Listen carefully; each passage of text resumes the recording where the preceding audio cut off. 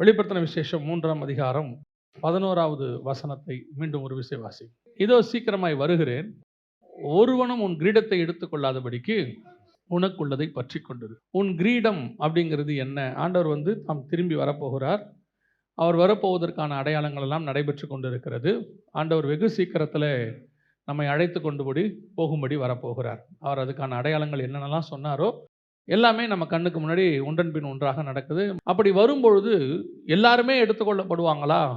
சர்ச்சுக்குள்ளே இருக்கிற எல்லாருமே பரலோகத்துக்கு போவாங்களா அப்படின்னா பைபிள் ஒரு இடத்துலும் அப்படி சொல்லவில்லை. பொதுவாக இன்றைக்கி நமக்கு என்ன ஒரு கருத்து இருக்குன்னா, சர்ச்சுக்குள்ளே வந்துட்டால் கண்டிப்பாக நம்ம என்ன செஞ்சுருவோம், பரலோகத்துக்கு போயிடுவோம் அப்படின்னு ஒரு கருத்து இருக்குது. இன்னும் கொஞ்சம் பேருக்கு இருக்குது, எங்கள் டினாமினேஷனில் இருந்தால் கண்டிப்பாக போயிடுவோம் அப்படின்னு சொல்ல ஒரு நம்பிக்கை இருக்குது. இன்னும் கொஞ்சம் பேருக்கு சில ஊழியங்களை நாம் தாங்கிட்டோம், மிஷினரிகளுக்கு கொடுத்துட்டோம்னா கண்டிப்பாக என்ன செஞ்சுருவோம், வருகையில் போயிடுவோம் அப்படின்றது. இந்த மாதிரி எந்த இடத்துலையுமே பைபிளில் என்ன செய்யலை, ஒரு அஷூரன்ஸ் கொடுக்கல. பைபிளில் கொடுக்குற அஷூரன்ஸே வேறு. ஆனால் இதெல்லாம் செய்யணும். கண்டிப்பாக நீங்கள் ஒரு ஐக்கியத்தில், ஒரு சபையில் நீங்கள் இணைந்திருக்க வேண்டும். ஏன்னா வசனம் சொல்லுது நீங்கள் அப்படி தான் இருக்கணும்னு சொல்லி. சபை கூடி வருவதை சிலர் விட்டு விடுகிறது போல் நீங்கள் விட்டு விடாதிருங்கள்னு இருக்குது. சபைக்கு போகணும், சத்தியத்தை கேட்கணும், அப்புறம் மிஷினரிகளை தாங்கணும், நீங்கள் ஊழியங்களுக்கு நீங்கள் செய்யணும், ஏழைகளுக்கு செய்யணும். இதெல்லாமே ஓகே தான். ஆனால் இதெல்லாமே செகண்டரி. நாம் ஃபஸ்ட்டு எப்படி இருக்கிறோன்றது தான் முக்கியம். முதல்ல நித்திய ஜீவனை சுதந்திரிக்கணும். அதோடு கூட இது வரும்போது அவன் கிரிக்கத்தக்கதான பலன் அவரோடு கூட வருகிறது.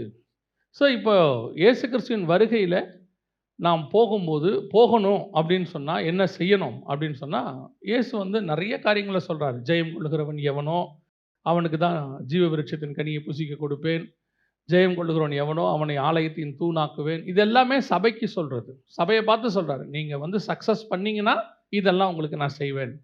சபைக்குள்ளே வர்றது சக்ஸஸ் அல்ல, சபைக்கு வந்த பிறகு பண்ணுறது தான் சக்ஸஸ். இப்போ சபைக்குள்ளே கொண்டு வருவது கர்த்தருடைய வேலை. இங்கிருந்து பரலோகத்துக்கு போகிறது நம்மக்கிட்ட நிறைய ஆண்டவர் கிரியைகளை எதிர்பார்க்கிறார். அதில் ஒன்று ஆண்டவர் என்ன சொல்கிறாருன்னு கேட்டிங்கன்னா, நீங்கள் வாசித்த வசனம் வெளிப்படுத்தல் 3:11, நான் சீக்கிரமாய் வருகிறேன், ஒருவனும் உன் கிரீடத்தை எடுத்துக்கொள்ளாதபடி. கிரீடம் என்பது எதை குறிக்கிறது அப்படின்னு பார்த்தா, லேவியராகமத்தின் புஸ்தகத்தில் 21ஆம் அதிகாரம் 12வது வசனம் வாசிங்க. பரிசுத்த ஸ்தலத்திலிருந்து புறப்படாமலும் தன் தேவனுடைய பரிசுத்த ஸ்தலத்தை பரிசுத்த குலைச்சலாக்காமலும் இருப்பானாக. அவனுடைய தேவனின் அபிஷேக தைலம் என்னும் கிரீடம் அவன் மேல் இருக்கிறதே, நான் கர்த்தர். அப்போ கிரீடம் என்பது எதை குறிக்கிறது? அபிஷேக தைலத்தை குறிக்கிறது. இந்த தலைமையில் இருக்கிற கிரீடம் அபிஷேகம், ஒரு ராஜரீக அபிஷேகம். அதில் 3 முக்கியமான காரியங்களை பார்த்தோம். அதாவது ஆண்டவர் ராஜாவாக அபிஷேகம் பண்ணினார். அப்பொழுது அந்த அபிஷேகமானது அத்தோனியாவுக்கு பதிலாக சாலமோனுக்கு கொடுக்கப்பட்டது. அந்த கிரீடம் சாலமோனுக்கு கொடுக்கப்பட்ட உடனே என்ன நடந்துச்சுன்னு பார்த்தோம். வஸ்தியின் தலையில் இருக்கிற கிரீடம் எஸ்தரின் தலைக்கு போச்சு. அப்பொழுது எஸ்தருக்கு என்ன நடந்தது, வஸ்திக்கு என்ன நடந்தது அப்படின்னு பார்த்தோம். அடுத்தபடியாக சவுலுக்கு ஆண்டவர் அபிஷேகம் பண்ணியிருந்தார். அந்த அபிஷேகம் தாவீதுக்கு மாறி போனது. ஆண்டவர் 2 காரியங்களை வச்சிருக்கிறார். அந்த வசனம் என்ன சொல்லுது? பரிசுத்த ஸ்தலத்திலிருந்து புறப்படாமலும் தன் தேவனுடைய பரிசுத்த ஸ்தலத்தை பரிசுத்த குலைச்சலாக்காமலும் இருப்பானாக. அவனுடைய தேவனின் அபிஷேக தைலம் என்னும் கிரீடம் அவன் மேல் இருக்கிறதே. இது யாருக்கு சொல்லப்பட்டதுன்னு கேட்டீங்கன்னா, ஆசாரியனுக்கு சொல்லப்படுகிறது. அதாவது ஊழியம் பண்ணுறவங்களுக்காக சொல்லப்படுகிறது. அவங்க மேலே இருக்கிற அபிஷேகம் அவங்களுக்கு எப்படி இருக்குதா, ஒரு கிரீடத்தை போல இருக்கிறதாம். ஒரு ராஜாவுக்கு கிரீடம் எப்படி முக்கியமோ அவ்வளவு முக்கியம் ஒரு ஆசாரியனுக்கு அபிஷேகம் முக்கியம். சரி, இதை ஏன் நீங்கள் எங்களுக்கு சொல்கிறீங்க, நாங்களாம் விசுவாசி தானே அப்படின்னு சொன்னால், ஆண்டவர் உங்களை விசுவாசியாக அழைக்கவில்லை, உங்களை ஒரு அழைப்போடு தான் அழைத்திருக்கிறார். வாசிங்க வெளிப்படுத்தின விசேஷம் 1ஆம் அதிகாரம் 6வது வசனத்தை வாசிங்க. தம்மிடத்தில் அன்பு கூர்ந்து தமது இரத்தத்தினாலே நம்முடைய பாவங்களார நம்மை கழுவி தேவனுக்கு முன்பாக நல்லா கவனிங்க, நம்மளை ராஜாக்களும் ஆசாரியரும் ஆக்கின அவருக்கு. அப்போ நம்மளை ஆண்டவர் எப்படி உண்டாக்கி இருக்கிறாரா, ராஜாவும். அப்போ உங்களை கூப்பிடும் போதே எதுக்கு கூப்பிட்டுருக்கிறாரு அப்படின்னு கேட்டிங்கன்னா, ராஜாக்களும் ஆசாரியருமாய் கூப்பிட்டுருக்கிறார். நல்ல விசுவாசிகள் கவனிங்க, உங்களுக்கு உங்கள் லைஃப்பில் அழைப்பில் நீங்கள் ரட்சிக்கப்பட்டுட்டேன்னு சொல்கிறீங்க இல்லையா, ரட்சிக்கப்பட்ட அத்தனை பேருக்கும் 2 வேலை இருக்குது. ஒன்று ஆசாரியத்துவம், இன்னொன்று ராஜரீகம். கிங்டம் அந்த priesthood அப்படின்னு சொல்லுவாங்க. இது ரெண்டுமே நீங்க செய்யணும். ரெண்டும் செஞ்சாதான் உங்களுடைய வாழ்க்கை, உங்களுடைய அழைப்பு ஃபுல்ஃபில்மெண்ட் ஆகும். உங்களுக்கு என்ன சொல்லிட்டாங்க அப்படின்னு கேட்டீங்கன்னு சொன்னா, ஊழியம் வந்து அழைப்பு இருந்தால் தான் செய்யணும், அழைப்பு இல்லாதவங்க ஊழியம் செய்யக்கூடாது அப்படின்னு சொல்லி உங்களை ஊழியமே செய்ய வேணாங்கிற மைண்ட் செட்டு கொண்டாந்துட்டாங்க. அது உங்களுக்கு வசதியாக போச்சு. எப்படி வசதியாக போச்சு? வேலைக்கு போகிறோம், சம்பாதிக்கிறோம், நல்லா வந்து சாப்பிட்றோம், தசம காணிக்கை கொடுத்துட்றோம், நம்ம வேலை முடிஞ்சிச்சு. அதுக்கப்புறம் என்ன? நாம் வேலைக்கு போகணும், உண்மையாக இருக்கணும், வேலைக்கு உண்மையாக இருக்கணும், அப்படி நம்ம இருக்கோம். இது வந்து ராஜரீகத்துக்கான அடையாளம். உங்கள் வேலைக்கு நீங்கள் உண்மையாக இருக்கிறீங்க. உங்களுடைய இன்னொரு பார்ட், உங்கள் அழைப்பில் உங்களை கர்த்தர் கூப்பிட்டதில் இன்னொரு பார்ட் இருக்குது. அது என்ன பார்ட்டுனா ஆசாரியத்துவம். அப்போ உங்களுக்கு இந்த ஊழியம் செய்யறதுக்கு, ஆசாரியத்துவம் ஊழியம் செய்யறதுக்கு அழைப்பு தேவையில்லை என்பது ரெண்டாவது. ஊழியம் என்பது உங்கள் மேல் விழுந்த கடமை, டியூட்டி. அத்தனை பேரும் மினிஸ்ட்ரி பண்ணணும். அந்த மினிஸ்ட்ரியை நீங்கள் பண்ணும்போது எந்த ஊழியத்துக்கென்று கர்த்தர் உங்களை வேறு பிரிக்கிறாரோ அதுதான் ஆரோனை போல அழைக்கப்படுதல். 5 வகையான ஊழியத்தில் ஏதோ ஒன்றுக்கு கர்த்தர் உங்களை தனியாக கூப்பிடுவார். ஆனால் அது வரைக்கும் நீங்கள் செய்ய வேண்டிய சுவிசேஷ ஊழியத்தை செஞ்சுக்கிட்டே இருக்கணும். அது உங்கள் மேல் விழுந்த கடமை. இப்போ நீங்கள் என்ன ஆயிட்டீங்கன்னா, அழைப்பு வரட்டும், அப்புறமா நான் என்ன செய்கிறேன், மினிஸ்ட்ரிக்கு போகிறேன் அப்படின்னு சொல்லிட்டு உங்களுக்கு கொடுக்கப்பட்ட உலக வேலையில் பர்ஃபெக்டாக இருக்கிறீங்க. அதில் நீங்கள் குறை வைக்கல, பர்ஃபெக்ட். ஆனால் பைபிள் சொல்லுது உங்களுடைய அழைப்பில் ரெண்டும் இருக்குது, 2 காரியத்தையும் செய்யுது அப்படின்னு இருக்கு. இப்போ நீங்கள் +2க்கு அல்லது 10த்துக்கெல்லாம் போனீங்கன்னா, இந்த மேக்ஸ், ஃபிசிக்ஸ், கெமிஸ்ட்ரி, பயாலஜின்னு மெயின் சப்ஜெக்ட்னு வச்சுருப்பாங்க. அதுக்கு பேர் என்ன சப்ஜெக்ட்? Main subject. இதுக்கு ஸ்பெஷல் கிளாஸ் வைப்பாங்க, இதுக்கு பயங்கர கோச்சிங் கொடுப்பாங்க, டியூஷன் வைப்பாங்க, எல்லாம் செய்வாங்க. இங்கிலீஷ், தமிழுக்கு ஏதாவது இம்பார்ட்டன்ஸ் கொடுப்பாங்களா? ஆனால் இது ரெண்டும் ஃபெயில் ஆனால் ஓகேவா? இது எவ்வளவு முக்கியமோ அவ்வளவு முக்கியம் இதுவும் முக்கியம். ரெண்டும் இருக்குது. அதில் கட் ஆஃப் மார்க் பார்க்கும்போது தான் உங்களுக்கு இந்த 4 சப்ஜெக்ட் இம்பார்ட்டண்ட்டே ஒழிய பாஸ் பண்ணுவதுக்கு 6 சப்ஜெக்ட் இம்பார்ட்டண்ட். அதே மாதிரி தான் உங்களுக்கு கிரியைகளை பார்த்து கொடுக்கும்போது கர்த்தர் பார்த்துப்பார் மிச்சத்தை. ஆனால் வருகையில் போகும்போது நீங்கள் எல்லாத்துலேயும் பாஸ் பண்ணியிருக்கணும். உங்கள் அழைப்பில் 2 பார்ட்ஸ் இருக்குது. ஒன்று ஆசாரியத்துவம், இன்னொன்று ராஜரீகம். ஆனால் ஆசாரியத்துவத்துக்கு நீங்கள் என்ன செய்திருக்கிறீர்கள்? இன்னைக்கு இன்னும் கொஞ்சம் நான் ஒரு படி மேலே போய் டீப்பாக சொல்கிறேன். உங்கள் வீட்டுக்கு நீங்கள் தான் ஆசாரியர். உங்களுக்கு ஒரு வீடு இருக்குது இல்லை, அந்த வீடு என்பது ஒரு சபை. அன்னைக்கு சபைகள் வீடுகளில் தான் கூட்டினாங்க. அந்த சபைக்கு அந்த வீட்டில் இருக்கிற தலைவர் தான் ஆசாரியனாக இருக்கிறார். அந்த வீடு தான் ஒரு சபை. அதில் வரக்கூடியவர்கள் தான் ஆத்துமாக்கள், பிள்ளைகள் தான் ஆத்துமாக்கள். ஆண்டவர் என்ன சொன்னார்? ஆதாமை பார்த்து பலுகி பெருகி பூமியை நிரப்புங்கள். அதுக்கு என்ன பண்ணார்? துணையாக ஒரு ஏவாளை, சபையை கொடுக்குறாரு. இயேசு கிறிஸ்துவுக்கு துணையாக சபை அவருடைய விழாவிலிருந்து எடுக்கப்பட்டது. ஆதாமுடைய விழாவிலிருந்து ஏவாள் எடுக்கப்பட்டாங்க. இப்போ இவங்களை பலுகி பெருகி பூமியை நிரப்ப சொன்னார். இயேசு கிறிஸ்துவின் மூலமாக ஆத்துமாக்கள் பூமியில் பெருகி இன்னைக்கு நிரப்பி இருக்குது. இது ஒரு ஆசாரியத்துவம். உங்கள் வீட்டுக்குள்ளே இருக்கிற ஃபேமிலி ஒரு ஆசாரியத்துவம். உங்கள் வீட்டில் இருக்கிற ஆசாரியத்துவத்துக்கு நீங்கள் உண்மையாக இருக்கிறீங்களா? உங்கள் குடும்பத்தில் இருக்கிற ஆசாரியத்துவத்துக்கு கணவனும் மனைவியும் ஆசாரியத்துவத்துக்கு உண்மையாக இருக்கிறீங்களா? அதுதான் இன்னைக்கு கேள்வி. இன்னைக்கு நாம் குடும்பம் என்பது இந்த கடைசி காலத்தில் பிசாசினால் சீரழிக்கப்படுகிற மிக முக்கியமான கான்செப்ட். குடும்பத்தை ஒழிக்கணுங்கிறது தான் பிசாசுடைய திட்டம். அதை அவன் என்ன செஞ்சிடறான்னா, இந்த விஷனே உங்களை விட்டு எடுத்துட்டான். கணவனை பொறுத்த வரைக்கும் என்னவா மாறிடுது? வெளியே போகிறோம், வரோம், சம்பாதிக்கிறோம், காசு கொடுக்குறோம், நம்ம வேலை முடிஞ்சிருச்சு. நம்ம ஒர்க் என்னவாயிருச்சு? முடிஞ்சிருச்சு. காசு கொடுத்தாச்சு, அவங்க மிச்சத்தை அவங்க பார்த்துக்கணும். மனைவியை பொறுத்த வரைக்கும் என்ன விஷயம்? கேட்குற காசை நீங்கள் கொடுத்துருங்க, உங்களுக்கு தேவையானது வீட்டில் இருக்கிறத நாங்கள் பார்த்துக்கிறோம். இப்போ இருக்க நிலைமை என்ன?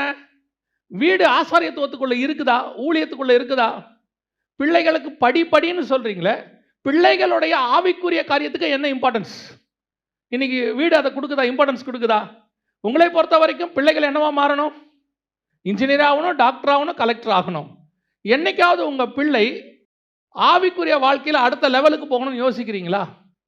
அடுத்து உங்கள் பிள்ளையை ஆண்டவர் என்கிட்ட ஒரு ஆத்மாவை கொடுத்துருக்கிறாரு. இந்த ஆத்மாவுக்கு கர்த்தர் என்ன ஃபியூச்சர் வச்சிருக்கிறாரு? அவனுக்கும் ஆசாரியத்துவம் இருக்குது, அவனுக்கும் ராஜரீகம் இருக்குது. அவனுடைய ராஜரீகத்துக்கு நீங்கள் படிப்பு கொடுக்குறீங்க. படிக்கிறவனுக்கு படிப்பை வச்சு மேலே வருவான். படிப்பு வரலையா அவன் கர்த்தரை வச்சு மேலே வந்துடுவான். எல்லாருக்கும் கர்த்தர் எல்லாருக்கும் ஒரு வழிவாசலை வச்சிருக்கிறார். உங்கள் பிள்ளையினுடைய ஆத்மாவினுடைய அடுத்த தலைமுறை ஆசாரியத்துவத்துக்கு நீங்கள் என்ன இம்பார்ட்டன்ஸ் கொடுத்துருக்கிறீங்க? அப்ப இந்த அபிஷேகம் உங்க மேல வச்சதான ஆசாரியத்துவ அபிஷேகம் இருக்கிறதா முதல்ல? அது ஒரு கிரீடம்னு பைபிள் சொல்லுது. இதுல என்ன விஷயம்னு பார்த்தீங்கன்னா, ஆசாரியத்துவம் என்பது ஒன்று, கிரீடம் என்பது ராஜரீகம். ரெண்டும் சேர்றதுக்கு பேர் தான் மெல்கிசேதேக்கின் முறைமைன்னு சொல்லுவாங்க. இதான் நியூ டெஸ்ட்மெண்ட். இந்த நியூ டெஸ்ட்மெண்ட்ல ஒன்று போனா கூட ஓல்டு டெஸ்ட்மெண்ட்டாக மாறிடும்.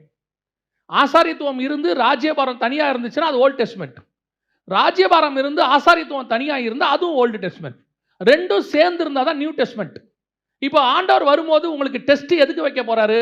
நியூ டெஸ்ட்மெண்ட்டுக்கு தான் டெஸ்ட் வைக்க போறாரு. ஏன்னா நம்ம நியூ டெஸ்ட்மெண்ட் சர்ச். அப்போ நியூ டெஸ்ட்மெண்ட் சர்ச்சில் இருக்கிறவங்க ரெண்டுத்தையும் பாஸ் பண்ணணுமே. நீங்கள் ரெண்டுத்தையும் பாஸ் பண்ணக்கூடியவர்களாக இருக்கிறீங்களா? ரெண்டுத்திலையும் பேலன்ஸாக போயிட்டு இருக்கிறீங்களா? இல்லையே. இன்னைக்கு நீங்க உலக பிரகாரமான ஆசாரியத்துவ ராஜரீகத்துக்கு கொடுக்கிற இம்பார்ட்டன்ஸ், வேலைக்கு, எதிர்காலத்துக்கு, சம்பாத்தியத்துக்கு கொடுக்கிற இம்பார்ட்டன்ஸ் இன்னைக்கு ஆசாரியத்துவத்துக்கு இருக்குதா? உங்க வீட்டில் நீங்களே சும்மா அப்படி யோசிச்சு பாருங்க. எத்தனை மணி நேரம் ஸ்கூலுக்கு டைம் கொடுக்குறீங்க? எத்தனை மணி நேரம் ஆஃபீஸுக்கு டைம் கொடுக்குறீங்க? எத்தனை மணி நேரம் தேவனுக்கு டைம் கொடுக்குறீங்க? யோசிச்சு பாருங்க. ஒரு போலீஸ் ஆஃபீஸர் என்கிட்ட சொன்னார். அப்போ அவருக்கு ஒரு ப்ரொமோஷன் வருது, டபுள் மடங்கு சம்பளம் ஆகுது. 3 மாசமா சொல்றாங்க, அவர் வாங்க மாட்டேங்கிறார். வாங்காம இந்த போஸ்டிங்லேயே தான் உட்காந்துருக்கிறார். அப்போ அவர் வீட்டுக்கு போகும்போது அவங்க வீட்டில் அந்த சிஸ்டர் சொன்னாங்க, பாருங்க பாஸ்டர், நீங்களாவது சொல்லுங்க, ப்ரொமோஷன் வருது, நல்ல சம்பளம் அப்படின்னும் போது அவர் சொன்னார், பாஸ்டர் நான் அந்த வேலைக்கு போகிறது ஒன்றும் பெரிய விஷயம் இல்லை, ஒரே சைன் தான், ஓகேன்னு சொன்னால் கொடுத்துருவாங்க. ஆனால் இன்னைக்கு நான் சர்ச்சுக்கு போகிற மாதிரி அதுக்கு போக முடியாது. இன்னைக்கு நான் பைபிள் வாசி ஜோம் பண்ணுற மாதிரி அது செய்ய முடியாது. ஊழியத்துக்கு போகிற மாதிரி போக முடியாது. ஏன்னா அது டஃப் ஜாபு. அதுக்கு போயிட்டா நைட்டு கூப்பிடுவாங்க, காலையில் எப்போ வேணால் கூப்பிடுவாங்க. என் ஸ்பிரிச்சுவாலிட்டி அடி வாங்கும். இதுதான் ஆசாரியத்துவத்துக்கு கொடுக்குற இம்பார்ட்டன்ஸ். இன்னைக்கு நம்ம கொடுக்குறோமா? இன்னைக்கு நம்மளுடைய கான்சன்ட்ரேஷன் அது மேலே இருக்குதா? பேசும்போதெல்லாம் பணம், பேசும்போதெல்லாம் எதிர்காலம், பேசும்போதெல்லாம் படிப்பு, பேசும்போதெல்லாம் என்ன பண்ண போற, அடுத்த ஜெனரேஷன் என்ன ஆகும், உங்கள் ஆத்மாவை குறித்து எந்த அளவுக்கு நீங்கள் கான்சன்ட்ரேட் பண்ணி இருக்கிறீர்கள், அதுதான் கேள்வி. அப்போ உங்களுக்கு ஆண்டவர் கொடுத்த அந்த அபிஷேகம், கிரீடம், ஆசாரியத்துவம் என்று சொல்லக்கூடியதான அந்த அபிஷேக தைலம் இன்னும் இருக்குதா இல்ல போயிருச்சா? அப்ப அந்த ஆசாரியத்துவம், ஆண்டவர் கொடுத்ததான ஸ்பிரிச்சுவாலிட்டி, ஆவிக்குரிய காரியம் இருக்கா? உங்களுக்குள்ள இந்த அபிஷேகம் இன்னும் இருக்கா? இந்த ஆசாரியத்துவம் ஏன் போகுது? வாசிங்க 1 சாமுவேலின் புஸ்தகம் 2ஆம் அதிகாரம் 30வது வசனத்தை வாசிங்க. ஆகையால் இஸ்ரவேலின் தேவனாகிய கர்த்தர் சொல்லுகிறதாவது, உன் வீட்டாரும் உன் பிதாவின் வீட்டாரும் என்றைக்கும் என் சந்நிதியில் நடந்து கொள்வார்கள் என்று நான் நிச்சயமாய்ச் சொல்லியிருந்தும், இனி அது எனக்கு தூரமாயிருப்பதாக. என்னை கனம் பண்ணுகிறவர்களை நான் கனம் பண்ணுவேன், என்னை அசட்டை பண்ணுகிறவர்கள் கனவீனப்படுவார்கள் என்று கர்த்தர் சொல்லுகிறார். நல்லா கவனிங்க. இது ஆண்டவர் ஏலியை பார்த்து சொல்ற ஒரு வார்த்தை. ஏலி யாரு? பிரதான ஆசாரியன். இந்த பிரதான ஆசாரியனா இருக்கிற ஏலிக்கு அவங்களுடைய ஆதி தகப்பன் ஆரோனுக்கு கர்த்தர் ஒரு வாக்குத்தத்தம் பண்றார். யாத்ராகமம் 40:13-14. ஆரோனுக்கு பரிசுத்த வஸ்திரங்களை உடுத்தி எனக்கு ஆசாரிய ஊழியம் செய்யும்படிக்கு அவனை அபிஷேகம் பண்ணி அவனை பரிசுத்தப்படுத்துவாயாக. அவன் குமாரரையும் வரச்செய்து அவர்களுக்கு அங்கிகளை உடுத்தி அவர்கள் எனக்கு ஆசாரிய ஊழியம் செய்யும்படி அவர்களையும் அவர்கள் தகப்பனை அபிஷேகம் பண்ணினபடியே அபிஷேகம் பண்ணுவாயாக. அவர்கள் பெறும் அந்த அபிஷேகம் தலைமுறை தோறும் நித்திய ஆசாரியத்துவத்துக்கு ஏதுவாயிருக்கும் என்றார்.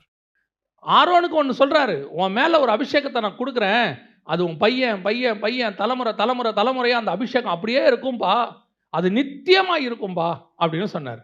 அந்த தேவன் தான் 1 சாமுவேலின் புஸ்தகத்தில் சொல்றாரு, நான் இந்த விஷயத்தை ஆரோனுக்கு சொன்னேன், நான் நித்தியமா இருக்கும்னு சொன்னேன், ஆனால் எனக்கு அது இப்போ எப்படி இருக்கிறது? தூரமா இருப்பதாக. அந்த வார்த்தையை நான் தள்ளிடுறேன்பா. உனக்கு கொடுக்கப்பட்ட அபிஷேகம் யார்கிட்ட சொல்றாரு? ஏலி கிட்ட சொல்றாரு. ஏன், என்ன காரணம்? இந்த அபிஷேகத்தை இப்பவும் சொல்றேன், உங்க மைண்ட்ல இருந்து எடுத்துருங்க. ஊழியக்காரன் வேற, விசுவாசி வேறன்னு எடுத்துருங்க. நீங்கள் அத்தனை பேருமே ஒரு பகுதியிலே ஊழியக்காரராய் அழைக்கப்பட்டவர்கள். ஏன்னா உங்க அழைப்புல ஒரு பார்ட் என்னவா இருக்கு? ஆசாரித்துவம் இருக்கு. முதல்ல உங்க வீட்டுக்கு நீங்க தான் ஆசாரியர், உங்க மனைவி தான் சபை, உங்க பிள்ளைகள் தான் ஆத்மா. கணவனும் மனைவியும் ஆசாரியனும் சபையும் சேர்ந்து ஆத்மாக்களை கொண்டு வரணும். இங்க ஆசாரியன் ஒழுங்கா இருந்தாலும் சரி, சபை ஒழுங்கா இல்லாம போனாலும் சரி, அல்லது சபை ஒழுங்கா இருந்து ஆசாரியன் ஒழுங்கா இல்லாம போனாலும் சரி, பாதிக்கப்பட போறது ஆத்மாக்கள் தான். அப்ப நீங்க நல்லா பார்த்துக்கணும். நீங்க ஏதோ அந்நியமா ஏதோ ஊழியக்காரங்களுக்கு பேசுறாங்கன்னு எடுக்காதீங்க, உங்களுக்கு தான். இப்ப ஏலியை பார்த்து கர்த்தர் சொல்றாரு, நான் இதை அவனுக்கு வாக்கு பண்ணேன் ஆரோனுக்கு, ஆனால் இப்பொழுது அது எனக்கு தூரமாய் இருப்பதாக. அதை நான் எடுத்துட்டேன் அந்த வாக்குத்தை. ஏன், என்ன காரணம்? நீங்க நிறைய விஷயம் அதில் படிச்சிருப்பீங்க. முக்கியமா 2 விஷயத்தை கர்த்தர் அங்கே ஏலியை பார்த்து சொல்றார். அந்த 2 தான் நாம இப்போ பார்க்க போறோம்.